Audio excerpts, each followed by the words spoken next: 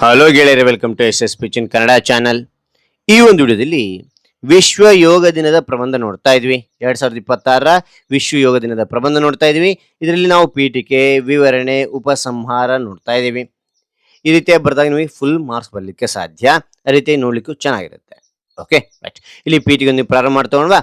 ಹಾಗಾದ್ರೆ ಈ ಒಂದು ಮಾಹಿತಿ ಇಷ್ಟವಾಗಿದ್ದರೆ ಒಂದು ಲೈಕ್, ಅನೇಕ ವಿಡಿಯೋದಲ್ಲಿ ಪ್ರೋತ್ಸಾಹ ತುಂಬ ಸಿಗುತ್ತೆ. ಇನ್ನೊಬ್ಬರು ವಿಷಯವನ್ನು ಚಲ ಸಾಧ್ಯ ಅಂತ ಅನೇಕ ವಿಡಿಯೋಗಳು ಚಾನಲ್ ಸಬ್ಸ್ಕ್ರೈಬ್ ಆಗಿ ಅಂತ ಹೇಳ್ತಾ, ಹಾಗಾದ್ರೆ ಇಲ್ಲಿ ಪೀಠಿಕೆ ಯೋಗ ಎಂಬುದು ಭಾರತೀಯ ಸಂಸ್ಕೃತಿಯು ಇಡೀ ಜಗತ್ತಿಗೆ ನೀಡಿದ ಅಮೂಲ್ಯ ಕೊಡುಗೆಯಾಗಿದೆ.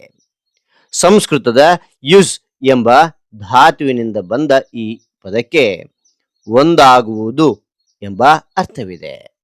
ಅಂದ್ರೆ ಮನುಷ್ಯನ ದೇಹ, ಮನಸ್ಸು ಮತ್ತು ಆತ್ಮವನ್ನು ಸಮತೋಲನದಲ್ಲಿ ಇಡುವುದೇ ಯೋಗ ಅಂತಕ್ಕಂಥದ್ದು ಪೀಠಿಕೆಯಲ್ಲಿ ನೋಡ್ತೇವೆ. ನಿಮಗೆ ಹೆಚ್ಚಿನ ಮಾಹಿತಿ ಗೊತ್ತಿದ್ರೆ ಪೀಠಿಕೆಯಲ್ಲಿ ವಿಷಯವನ್ನು ಸೇರಿಸ್ತಾ ಹೋಗಿ. ಆ ಪೀಠಿಕೆ ಆದ ನಂತರ ವಿವರಣೆ ಅಥವಾ ವಿಷಯ ವಿವರಣೆ ಅಂತೇಳಿ ಬರೀಬೇಕಾಗುತ್ತೆ. ಓಕೆ, ನಾನು ಇಲ್ಲಿ ವಿವರಣೆ ಅಂತ ಬರ್ತೀನಿ. ಇದರಲ್ಲಿ ಪಾಯಿಂಟ್ ನಿಮಗೆ ತಿಳಿಸ್ತಾ ಹೋಗಿದ್ದೀನಿ. ಇತಿಹಾಸ ಮತ್ತು ಆರಂಭ ಅಂತಕ್ಕಂಥದ್ದು. ಪ್ರಧಾನಿ ನರೇಂದ್ರ ಮೋದಿಯವರು 2014ರಲ್ಲಿ ವಿಶ್ವಸಂಸ್ಥೆಯ ಸಾಮಾನ್ಯ ಸಭೆಯಲ್ಲಿ ಜೂನ್ 21ರಂದು ವಿಶ್ವ ಯೋಗ ದಿನವನ್ನು ಆಚರಿಸಲು ಪ್ರಸ್ತಾಪಿಸಿದರು. ಇದರ ಫಲವಾಗಿ 21 ಜೂನ್ 2015ರಂದು ಪ್ರಪಂಚದಾದ್ಯಂತ ಮೊದಲ ಬಾರಿಗೆ ವಿಶ್ವ ಯೋಗ ದಿನವನ್ನು ಆಚರಿಸಲಾಯಿತು. ಜಗತ್ತಿನ 177 ದೇಶಗಳು ದಾಖಲೆಯ ಬೆಂಬಲವನ್ನು ನೀಡಿದವು ಅಂತ ನೋಡ್ಬೋದು. ಓಕೆನಾ. 2014ರಲ್ಲಿ ವಿಶ್ವಸಂಸ್ಥೆ ಸಾಮಾನ್ಯ ಸಭೆಯಲ್ಲಿ ಹೇಳಿದ್ರು. ಹಾಗೇನ ಮಾಡಲಾಯಿತು, ಅದನ್ನು ಒಪ್ಪಿಕೊಂಡು ವಿಶ್ವಸಂಸ್ಥೆ 21 ಜೂನ್ 2015ರಲ್ಲಿ ಪ್ರಪಂಚದಾದ್ಯಂತ ಮೊದಲ ಬಾರಿಗೆ ಯೋಗ ದಿನವನ್ನು ಆರಂಭ ಮಾಡಲಾಯಿತು. ಇದ್ರ ಜೊತೆಗೆ ಏನು ವಿಶೇಷ ಅಂದ್ರೆ 177 ದೇಶಗಳು ಈ ದಾಖಲೆ ಮೊತ್ತವನ್ನು ಬೆಂಬಲ ನೀಡಿದ್ವು. ಎಲ್ಲವೂ ಕೂಡ ಯೋಗ ದಿನಾಚರಣೆ ಮಾಡಿದ್ವು ಅಂತಕ್ಕಂಥದ್ದು ನೋಡ್ತೇವೆ. ಅದಾದ ನಂತರ ಇಲ್ಲಿ ಜೂನ್ 21, ಇಲ್ಲಿ ಇನ್ನೊಂದು ಪಾಯಿಂಟ್ ನೋಡಿ. ಜೂನ್ 21ರ ಮಹತ್ವ ಅಂತಕ್ಕಂಥದ್ದು.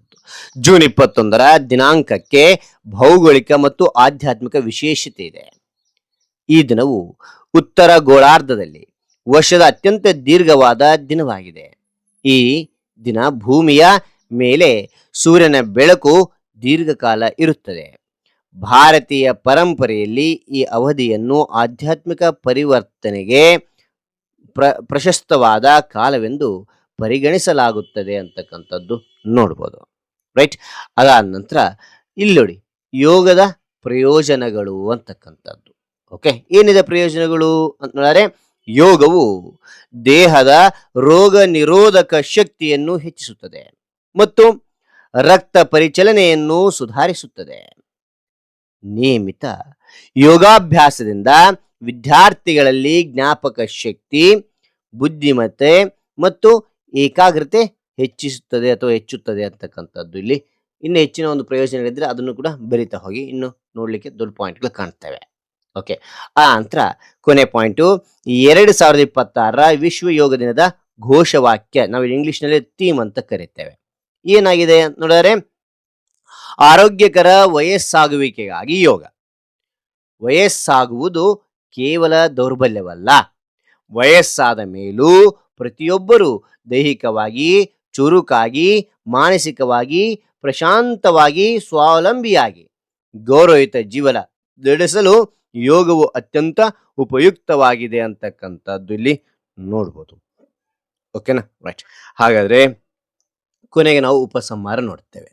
ಉಪಸಂಹಾರ ಅಂದ್ರೆ ನಿಮ್ಮದಾಗಿರ್ತ ಅಭಿಪ್ರಾಯ ಬರಿತಾ ಹೋದು. ನಾನು ಇಲ್ಲಿ 3 ಸಾಲಿನಲ್ಲಿ ಬರೆದೆ, ನೀವು 4 ಅಥವಾ 5 ಸಾಲಿನಲ್ಲಿ ಬರಿತಾ ಹೋಗಿ, ನಿಮ್ಮ ಅಭಿಪ್ರಾಯ ತಿಳಿಸ್ತಾ ಹೋಗಿ.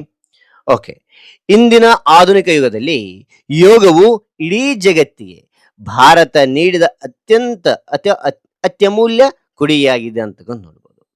ಆರೋಗ್ಯವೇ ಭಾಗ್ಯ ಎಂಬ ನುಡಿಯಂತೆ ಯೋಗಾಭ್ಯಾಸ ಮಾಡುವ ಸಂಕಲ್ಪ ಮಾಡಬೇಕು ಅಂತಕ್ಕಂಥದ್ದನ್ನೇ ನಾನಲ್ಲಿ ನನ್ನ ಅಭಿಪ್ರಾಯ ಬರೆದೇನೆ. ರೈಟ್. ಹಾಗಾದ್ರೆ ನಿಮ್ಮದಾಗಿತ್ತು ಅಭಿಪ್ರಾಯ ಬರೀತಾ ಹೋಗಿ ಅಂತ ಹೇಳ್ತಾ, ಈ ಒಂದು ಮಾಹಿತಿ ನಿಮಗೆ ಇಷ್ಟವಾಯ್ತಾ? ಇಷ್ಟವಾದ್ರೆ ಒಂದು ಲೈಕ್, ಅನೇಕ ವಿಡಿಯೋದಲ್ಲಿ ಪ್ರೋತ್ಸಾಹ ತುಂಬ ಸಿಗುತ್ತೆ. ಇನ್ನೊಬ್ರು ವಿಷಯವನ್ನು ಜಲ್ ಸಾಧ್ಯ ಇಂಥ ಅನೇಕ ವಿಡಿಯೋಗಳು ಚಾನಲ್ ಸಬ್ಸ್ಕ್ರೈಬ್ ಆಗಿ. ಮತ್ತೊಂದು ಹೊಸ ವಿಷಯದೊಂದಿಗೆ ಮತ್ತೊಂದು ಹೊಸ ವಿಡಿಯೋದಿಂದ ಭೇಟಿ ಆಗೋಣ. Thank you for watching. Bye ಮಕ್ಕಳೇ.